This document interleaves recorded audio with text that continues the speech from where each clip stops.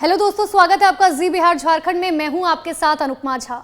हम हर बार कोई ऐसी शख्सियत लेकर आते हैं जो बिल्कुल परिचय का मोहताज नहीं होती, और आज हमारे साथ एक ऐसी ही शख्सियत मौजूद है जो किसी परिचय का मोहताज नहीं है। 2017 में संजय दत्त के साथ नजर आए तो 2020 में एक ऐसी सीरीज आई जिसने हर किसी को दीवाना बना दिया। जी हाँ, डिजिटल प्लेटफॉर्म पर मौजूद आश्रम सीरीज के एक ऐसे जाने माने एक्टर जो अपनी एक्टिंग के दम पर सिर्फ देश ही नहीं दुनिया में भी खूब नाम कमा रहे हैं। हमारे साथ डिम्पी मिश्रा मौजूद हैं। सबसे पहले मैं इन्हीं से जानती हूं कि आखिर आश्रम सीरीज जो है कहां से उसकी शुरुआत हुई, कब उसका कॉल आया और क्या कुछ उस वक्त हुआ था। ये वेब सीरीज ऑलमोस्ट शूट शुरू हुआ तो अक्टूबर 2020 में, और मुझे इसमें दिसंबर में कॉल किया, और वो सारा क्रेडिट प्रकाश झा सर को ही जाता है कि उन्होंने मुझे इस चीज़ के लिए रिकॉग्नाइज़ किया, उन्होंने पहचाना और मुझसे कहा कि ये काम तुमको करना है। और ये शुरू हुआ, मतलब दिसंबर में मैंने शूट शुरू किया और फरवरी तक ऑलमोस्ट ये शूट चला, और उसके बाद उसका जो नतीजा है वो आपके सामने है, आश्रम पार्ट 1 और पार्ट 2। बिल्कुल डिम्पी जी, लेकिन देखिए एक सवाल था लोगों के मन में बहुत पहले से कि कटप्पा ने बाहुबली को क्यों मारा। अब एक दूसरा सवाल आश्रम सीरीज के बाद लोगों के मन में आ रहा है कि आखिर बाबा निराला का अंत कब होगा। क्या उनका जो पूरा जो चल रहा है, इतने दिनों से जो भवन चल रहा है या जो चीजें चल रही हैं, उसका अंत कब होगा। हम सभी को लग रहा था कि शायद सीजन 2 में जो है इसका अंत हो जाएगा। क्या होगा इसका आंसर? देखिए अनुपमा, आप खुद भी ये बहुत अच्छे से जानती होंगी कि जिस तरीके से आपने अभी वेब सीरीज़ का ही एक डायलॉग का इस्तेमाल किया कि बाबा जान ने मन की बात, तो हम यहाँ पर ये कहेंगे कि प्रकाश झा सर जाने मन की बात, वेब सीरीज़ की बात। और वाकई में ये सच्चाई है कि हम एक्टर्स को सिर्फ उतना ही पता होता है जितना हमें वो किरदार जहाँ तक लेके जाना है। ये तो आपने प्रभास वाली बात कर दी। जब प्रभास से पूछा जाता था कि कटप्पा ने बाहुबली को क्यों मारा तो वो कहते थे जी मुझे नहीं पता। वाकई में ये सच्चाई है, वाकई में ये सच्चाई है कि आपको स्क्रिप्ट का उतना ही पार्ट आपको बताया जाता है ताकि आपके दिमाग में एक कोई एक्स्ट्रा इंटरप्रिटेशन ना बन जाए कि आपका ये एंड होने वाला है। तो जितना मेरा कैरेक्टर मुझे सर ने डिसाइड करके दिया, प्रकाश सर ने, कि तुम्हें इतना करना है, वो मुझे मेरी जानकारी के अकॉर्डिंग यहीं तक है। और आपको फैक्ट बताएं कि हमें ये भी नहीं पता होता कि इसका एंड एग्जैक्टली होगा कहाँ, है ना। आपको अपना कैरेक्टर पूरी एक जर्नी समझाई जाती है, तो इंतज़ार ही करना पड़ेगा जब सर चाहेंगे। और जब डायलॉग भी बनता है दर्शकों के लिए कि आप देखिए, दर्शकों को निराश मत कीजिए, डायलॉग बनता है। डायलॉग जैसे सपोज़ कि मैं एक ओपनिंग सीन का एक डायलॉग आपको बोल के दिखा देता हूँ कि जब दोनों लोग पम्मी को लेने के लिए आते हैं और मैं वहाँ बैठा हूँ एज अ वार्डन, तो उन्होंने कहा जी जब नाम बहन जी, जब नाम पम्मी ना बैठो, अभी गई और अभी आई, और एग्जिट। मतलब बहुत ही शानदार। मतलब आई थिंक मैं सीरियसली खुद बता रही हूँ, मैं ये देख के खुद हैरानी होती है कि आखिर मतलब एक मर्द जो है इतना अच्छा किरदार एक औरत के रूप में जो है कर सकता है। मतलब बहुत ही हैरानी होती है। खैर चलिए थोड़ा सा आगे बढ़ते हैं, अब डायरेक्टर पर आते हैं, क्योंकि प्रकाश झा के साथ काम करना हर एक एक्टर की कह लीजिए इच्छा है। मतलब बहुत सारे लोगों की विश लिस्ट में शायद प्रकाश झा एडेड है और उनको अभी तक मौका नहीं मिला है प्रकाश झा के साथ काम करना। हालांकि जिन लोगों ने काम किया है वो ये भी कहते हैं कि प्रकाश झा जो है सेट पर बहुत ज़्यादा स्ट्रिक्ट हैं, उनके साथ काम करना इजी नहीं है। तो आप ज़रा ये भी एक्सपीरियंस बताइए कि जिस वक्त आश्रम की जब सीरीज शुरू हुई थी उस वक्त डे 1 जब था, तो वो कैसा एक्सपीरियंस था और आज तक का एक्सपीरियंस प्रकाश झा के साथ कैसा रहा है? देखिए, क्योंकि मेरी सर से जो मेरी मुलाकात थी प्रकाश झा सर से, वो मट्टू की साइकिल हमारी एक आने वाली फिल्म है जो शायद अभी जो बुसान इंटरनेशनल फिल्म फेस्टिवल में उसका वर्ल्ड प्रीमियर हुआ, और उस फिल्म के साथ मेरी उनसे मुलाकात हुई, और उसमें मैंने उनके दोस्त का एक किरदार निभाया है। वो पूरी फिल्म ब्रजभाषा में है, तो वहाँ शायद उन्होंने मुझे पहचाना। जाहिर सी बात है कि उनका तजुर्बा, उनका एक्सपीरियंस, एक इतना लंबा 40-45 साल का एक तजुर्बा इतनी सारी फिल्मों के साथ, और वाकई में वो एक लेजेंड हैं जिनके साथ काम करने का सपना लगभग हर एक्टर देखता ही है। तो ये मेरा सौभाग्य है कि मुझे ये मौका मिल गया कि मुझे उनके साथ उस फिल्म में काम करने का मौका मिला, और उस फिल्म में जो हमारा एक्सपीरियंस है उसी के बिहाफ पर उन्होंने शायद मुझे पहचाना। उन्होंने कहा कि हाँ तुम ये कर सकते हो, आके करो। और जहाँ तक रही स्ट्रिक्टनेस की बात, तो देखिए स्ट्रिक्ट होना तो ज़िंदगी में बहुत ज़रूरी है, आपको डिसिप्लिन होना बहुत ज़रूरी है। और डर सिर्फ उन्हीं को लगता है जो काम करने में सक्षम ना हो, या जिन्हें अपने ऊपर कॉन्फिडेंस ना हो, लगे कि हाँ मैं कहीं गलत नहीं कर जाऊंगा। अगर आपको अपने ऊपर कॉन्फिडेंस है तो आपको घबराने की बिल्कुल ज़रूरत नहीं है। और मेरे साथ बहुत अच्छा एक्सपीरियंस है कि सर ने कभी अननेसेसरीली कभी डांटा नहीं तो उन्होंने हमेशा अप्रिशिएट ही किया। बिल्कुल आपने सही बात बोली है, क्योंकि मैंने इससे पहले भी जितने लोगों के इंटरव्यू लिए और उन्होंने प्रकाश झा के साथ काम किया, उन्होंने कहा है कि 6 से 8 घंटे काम करने के बाद भी वो शख्स जो है थकते नहीं है। वो कहते हैं कि ठीक है चलिए आज के इतने और शूट कर सकते हैं हम, अभी हमारे अंदर इतनी ताकत है। ठीक है, एक और सवाल दरअसल मेरा यहाँ पर डिम्पी जी है, क्योंकि हमारे देश में धर्म की अगर हम बात करें, आश्रम सीरीज जो है पूरी की पूरी धर्म के ऊपर बेस्ड है कहीं ना कहीं। जब हमारे देश में धर्म की बात आती है तो कहीं ना कहीं लोग बहुत ज़्यादा चुप हो जाते हैं, क्योंकि उन्हें पता है कि धर्म के ऊपर अगर सवाल उठाएंगे तो कहीं ना कहीं उनके ऊपर सवाल उठ सकते हैं। और ऐसा हमने कई फिल्मों के अंदर भी देखा है जिनको बैन लगा दिया गया है, जिनके ऊपर प्रदर्शन हुए, हमने कई फिल्में देखी हैं। जब इस सीरीज की शुरुआत हुई तो ये बात आपको भी बहुत अच्छे से पता था कि धर्म के ऊपर बात हो रही है, किन्नरों के ऊपर बात हो रही है, औरतों के ऊपर बात हो रही है, और कहीं ना कहीं औरतों को जो प्रताड़ित किया जाता है उनके ऊपर बात हो रही है। तो क्या थोड़ा सा भी असहज हुआ मन कि जब धर्म के ऊपर बात हो रही है तो कहीं ऐसा ना हो कि मेरे करियर जो है वो दांव पर लग जाए, क्योंकि ऐसे बहुत सारे हम एग्जाम्पल्स पहले देख चुके हैं। देखिए, मेरी जो शुरुआत है, मेरी ज़िंदगी की जो शुरुआत है, जहाँ से मैंने अपना प्रोफेशनल करियर थिएटर में शुरू किया, तो मैंने हमेशा उन मुद्दों पर बात की है अपने थिएटर शोज़ में जो सोसाइटी में गलत हैं, उन सारे मुद्दों पर बात की है। और सच्चाई ये है कि आप इतिहास उठा के देख लें, जितना भी लिटरेचर है वो सारा लिटरेचर इस बात पर ही बेस्ड है कि जो कुछ सोसाइटी में गलत है, वो चाहे रिलीजियस मैटर में हो, वो चाहे सोशल मैटर में हो, वो चाहे पॉलिटिकल मैटर में हो। आप देखिए सैकड़ों फिल्में इसी बात पर बेस्ड हैं कि पॉलिटिशियन करप्ट होते हैं, है ना। तो वो कहीं ना कहीं आप ये कहते हैं कि सिनेमा समाज का आईना है। आप जब ये बात कहते हैं तो ये बात किसी सोच के आधार पर कहते हैं। तो आप देखिए कि पॉलिटिशियंस को, मैक्सिमम पॉलिटिशियंस को गलत दिखाया जाता है फिल्मों में। आप देखिए पुलिस का क्या रोल फिल्मों में दिखाया जाता है। वहीं साइमल्टेनियसली आप ये भी दिखाते हैं कि हाँ देखिए ये एक ऐसी फिल्म है जहाँ पुलिस का एक इम्पॉर्टेंट रोल और पुलिस का वो पॉजिटिव फेस लोगों के सामने है। तो ये नेगेटिव और पॉजिटिव दोनों ही चीज़ें सिनेमा का आईना। सिनेमा आप सोसाइटी से लेता है और सोसाइटी को वापस देता है।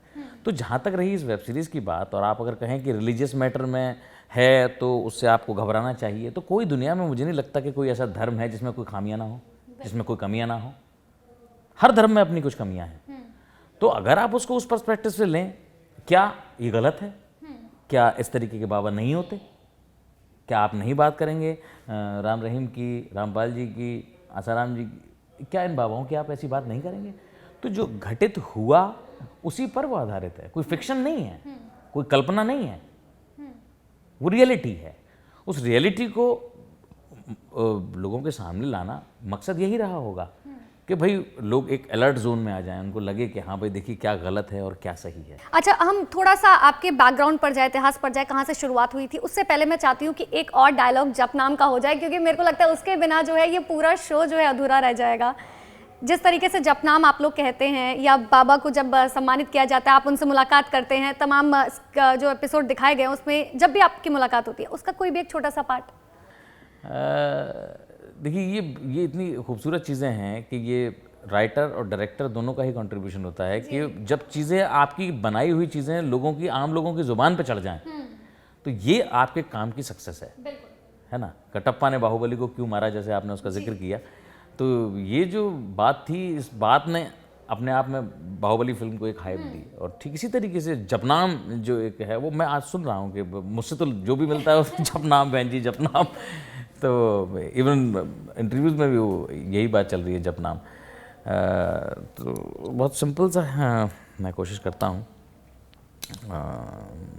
जैसे सपोज़ कि वो उसमें कैरेक्टर है, अमृता झा ने जो कैरेक्टर निभाया है, वो जो हर वक्त कुछ साफ करती रहती है, तो वो एक अपने आप में एक बड़ा कमाल का कैरेक्टर है। तो उनसे मैं जब मुखातिब हूँ तो एक डायलॉग है कि रात ख़त्म हो जाएगी पर तेरा काम ख़त्म ना होगा, हैं? तो उसका रिप्लाई है कि ये दाग जा नहीं रहे। दाग तो चले भी जाएंगे पर तेरी ज़िंदगी पे जो दाग लगे हैं उन्हें कैसे धोएगी। बहुत शानदार, मतलब बिल्कुल जो ऑन स्क्रीन हम देख रहे हैं बिल्कुल वैसा ही। अच्छा, एक और डायलॉग ये मेरी तरफ से, क्योंकि जब पहुंचते हैं जो दो शख्स हैं, वो आपको आखिरी बार जब आपको मार दिया जाता है सीरीज़ के अंदर, उससे पहले पम्मी को बुलाने के लिए आपको कहा जाता है, आप उस वक्त कहते हैं कि बैठिए मैं लेकर आती हूँ, तो वो डायलॉग अगर आपको याद हो तो। हाँ, वो मैंने शुरुआत में इंटरव्यू के साथ में बोला था कि जब नाम पम्मी ना बैठो, अभी गई और अभी आई। तो क्या डिम्पी जी को वो डायलॉग आज भी याद है जब थिएटर के स्टेज पर पहली बार आप चढ़े थे और वो डायलॉग बोला हो और सामने से तालियों की गड़गड़ाहट सुनाई दी हो? वो डायलॉग दर्शकों के लिए बनता है। देखिए, मुझे याद नहीं है क्योंकि मैं बहुत मतलब मुझे ऐसा याद नहीं कि मैंने शुरुआत जब की, मैं बहुत छोटा था। मैं तो शायद 6-7 साल की उम्र में पिताजी ने मेरे फादर ने थिएटर में भेजा था, तो तब से मेरी शुरुआत हुई थी। लेकिन हाँ, मुझे याद है कि मैंने जब मुझे एहसास हुआ कि हाँ मैं कुछ कर सकता हूँ, वो शो था शाम रंग। जावेद सिद्दीकी साहब का लिखा एक नाटक था जिसे सलीम आरिफ सर ने डायरेक्ट किया था, और उन्हीं का इंस्पिरेशन है कि पिछले 10-12 साल से जब से उनका सानिध्य मुझे मिला, तब से मेरा एक परसेप्शन सोचने का बिल्कुल बदल गया।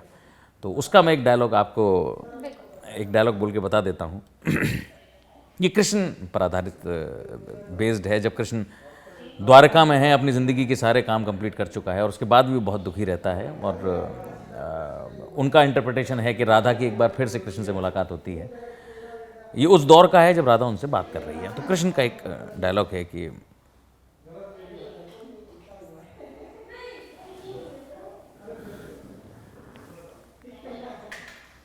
पता नहीं वो क्या था राधे, शायद बुरा सपना ही था।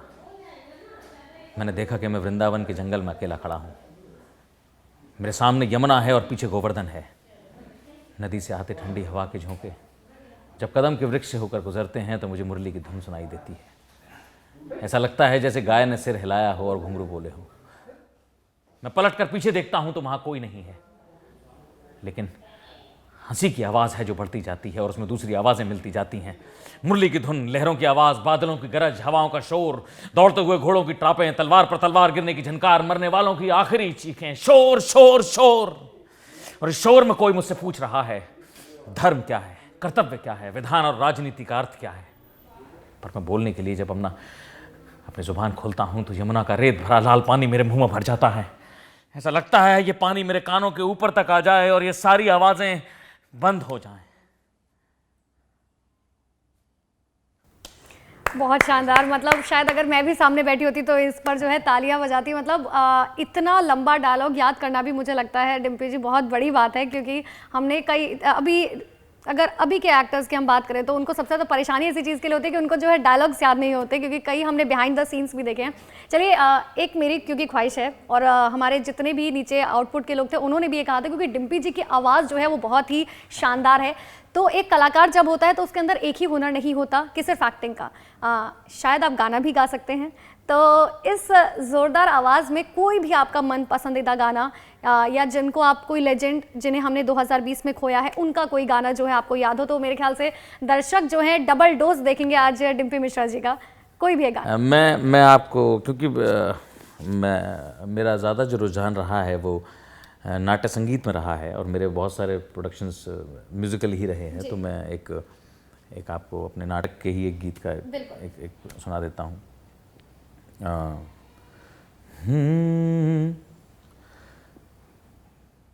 कहीं उजड़ी उजड़ी सी मंजिलें, कहीं उजड़ी उजड़ी सी मंजिलें, कहीं टूटे फूटे से बामोदर, कहीं उजड़ी उजड़ी सी मंजिलें, कहीं टूटे फूटे से बामोदर।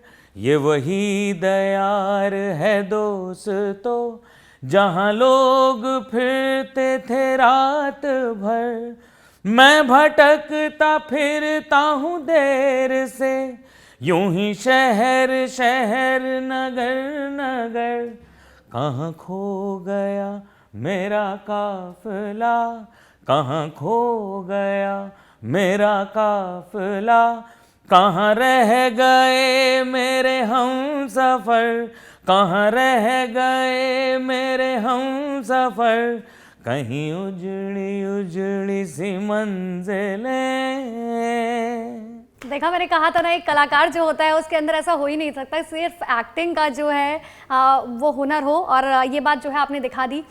थोड़ा सा अब जो है हम एंडिंग पॉइंट की तरफ बढ़ते हैं। डिम्पी जी, सबसे बड़ी बात है कि अभी हमने देखा कि पूरा देश जो है कोरोना से लड़ रहा है, ऐसे में आप भी लॉकडाउन में जो है क्या कुछ घर में कर रहे थे, सबसे पहले दर्शकों को ये बताइएगा। और दूसरा, जाते जाते दर्शकों को एक संदेश, क्योंकि हम देख रहे हैं जैसे ही अनलॉक हुआ उसके बाद लोग जो है थोड़े से बेपरवाह हो गए, लगातार घरों से निकल रहे हैं, और अब कहीं ना कहीं कोरोना के उस स्टेज पर पहुंच चुके हैं जहां पर लड़ना थोड़ा सा मुश्किल हो गया है। लेकिन ये संदेश जो है आप उसी स्टाइल में देंगे जो आश्रम में स्टाइल है, क्योंकि लोग आम भाषा में समझ नहीं रहे हैं, शायद आपसे जो है थोड़ा सा प्रेरित हो जाए और समझ जाए।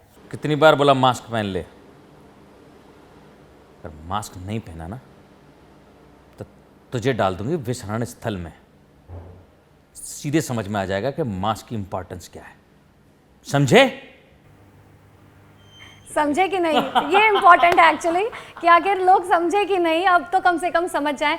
चलिए, बहुत बहुत शुक्रिया डिम्पी मिश्रा जी हमें समय देने के लिए। और देखिए, ये खास पेशकश है और हम चाहते भी हैं और हम ये आशा भी करते हैं कि हमारे दर्शकों को बहुत पसंद आया होगा ये शो। आप देखते रहिए जी बिहार झारखंड तमाम बड़ी खबरों के लिए। नमस्कार।